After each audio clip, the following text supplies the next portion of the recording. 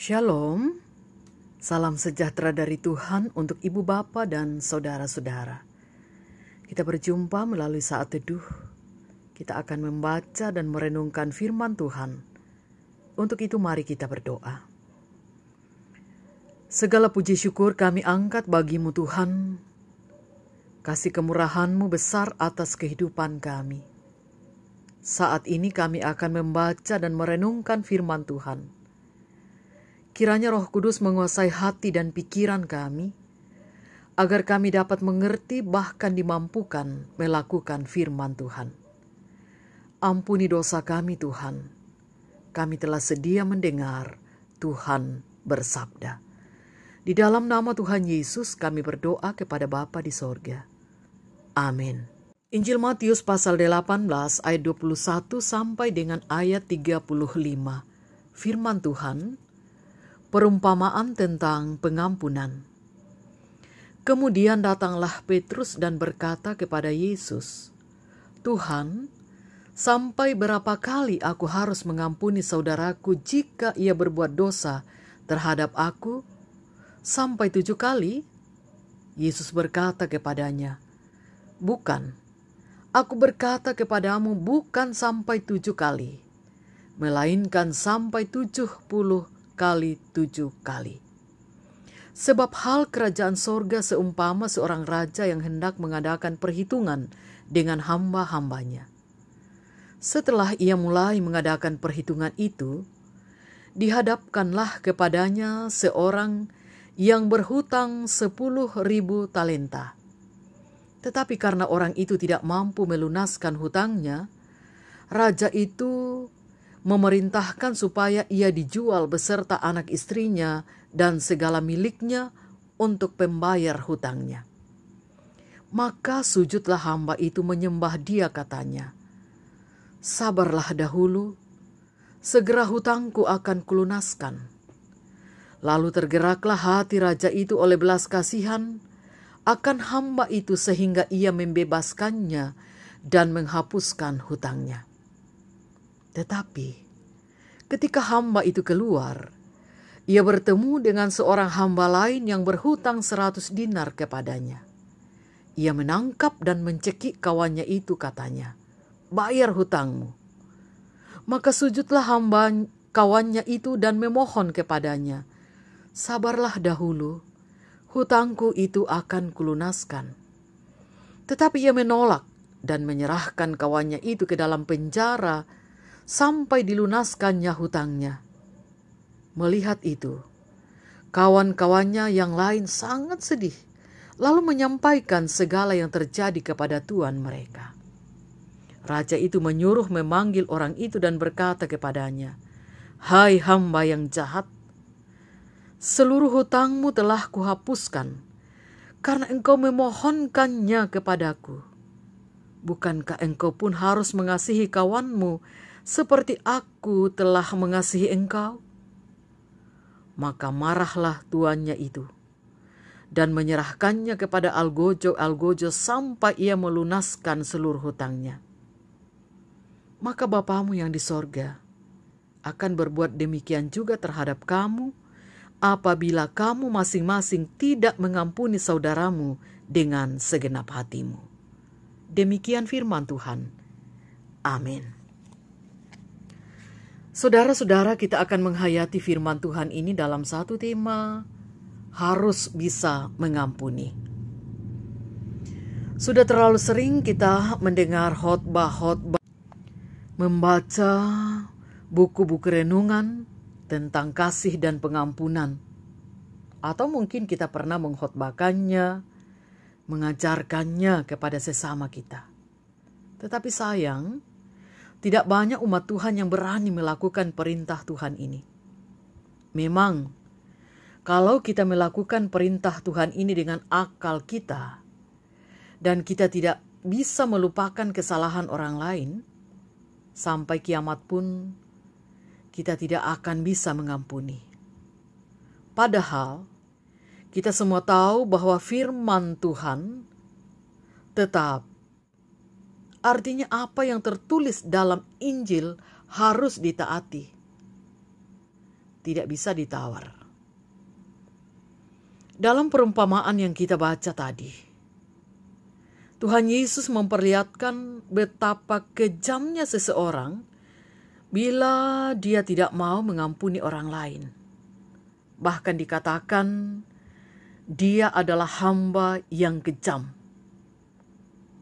Tuhan Yesus menggambarkan orang yang kejam ini punya hutang 10.000 talenta kepada tuannya yang kemudian dia dibebaskan. Tetapi dia tidak mau membebaskan kawannya yang berhutang hanya 100 dinar saja. Bahkan menyerahkan kawannya itu ke dalam penjara sampai dia melunasi hutangnya. Sekedar untuk kita ketahui bahwa 1 talenta sama dengan 600 dinar. Itu dari Kamus Alkitab.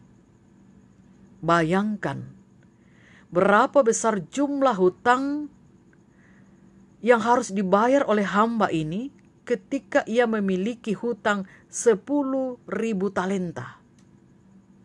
Jika dibandingkan dengan orang yang hanya berhutang 100 dinar saja. Demikian juga kita akan dinilai, saudara. Dinilai oleh Bapa di sorga bila kita tidak dapat mengampuni kesalahan orang lain. Bukankah kita telah dibebaskan dari segala dosa kita dengan darah Kristus di kayu salib? Darah Tuhan Yesus yang tidak ternilai harganya, darah yang mahal. Karena itu bukankah kita juga harus mengampuni orang lain yang bersalah kepada kita? Andai kata Bapa tidak mau mengampuni dosa-dosa kita, adakah kita akan bisa selamat? Jangan sampai Tuhan Yesus bertindak tegas karena perbuatan kita sehingga terjadi seperti yang dikatakan Tuhan Yesus. Maka Bapakku yang di sorga akan berbuat demikian juga kepada kamu apabila kamu masing-masing tidak mengampuni saudaramu dengan segenap hatimu. Ayat 35. Bagaimana dengan kita, ibu bapa dan saudara-saudara? Adakah di antara kita yang sampai saat ini masih memiliki musuh? Lepaskanlah pengampunan untuk mereka sebelum terlambat. Sekarang semuanya kembali kepada kita. Apakah kita mau taat atau tidak? Sebab kalau kita tidak mau saling mengampuni siapapun itu,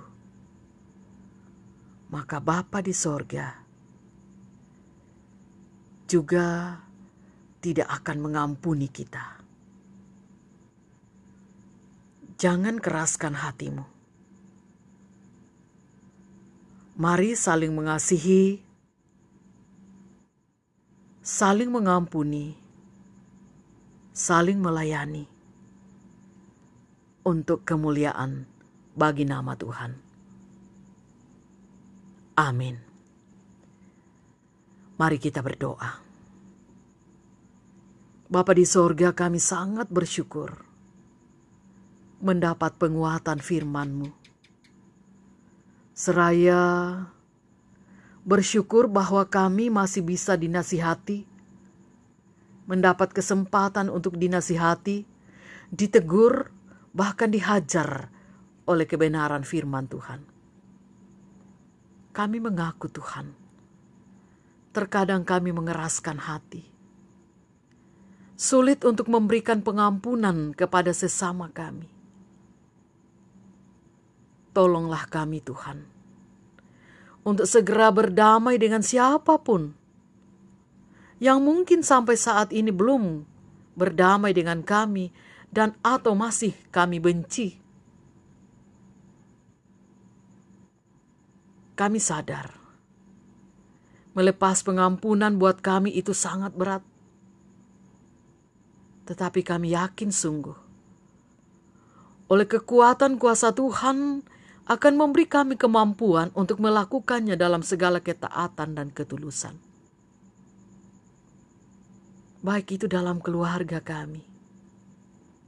Mungkin ada di antara kami sekarang ini yang sedang mendengarkan renungan dan yang sedang berdoa syafaat pada saat ini, yang belum bisa melepas pengampunan bagi sesamanya. Ampuni kami Tuhan, supaya kami dapat melakukan pengampunan kepada sesama kami. Di tengah-tengah tugas tanggung jawab kami, bahkan di tengah masyarakat bangsa dalam persekutuan jemaat, pergaulan dengan tetangga dan sesama kami, ajarkan kami untuk hadir sebagai duta-duta damai sejahtera dari Allah untuk sesama kami. Dan di dalam persoalan bangsa yang sedang kami alami dengan mewabahnya virus corona, Tuhan kiranya menolong kami untuk boleh saling mengasihi, memperhatikan, mengangkat seorang terhadap yang lain, mempedulikan sesama kami, melepaskan keegoisan dari diri kami, sehingga yang ada ialah kami harus saling mengasihi terkait dengan bagaimana kami menjaga kesehatan dan menjaga sesama kami. Berkati para pemimpin kami, berkati tenaga medis. Tuntun langkah kami Tuhan untuk terus berjalan ke arah dan cara yang Engkau perkenan untuk kami jalani. Bapa pengampun dalam kehidupan kami, berkenanlah mendengarkan doa kami. Segala keluhan-keluhan kami, syukur kami, harapan-harapan kami, biarlah semua yang akan kami dapatkan adalah yang terbaik menurut Tuhan dan sesuai dengan rencana Tuhan. Ampuni dosa kami Tuhan. Dengarkan doa kami. Kami berdoa kepada Bapa melalui pengampunan Tuhan Yesus Kristus, Juru Selamat kami yang hidup. Amin. Demikian ibadah kita pada saat ini. Tuhan Yesus memberkati. Salam sehat untuk kita sekalian.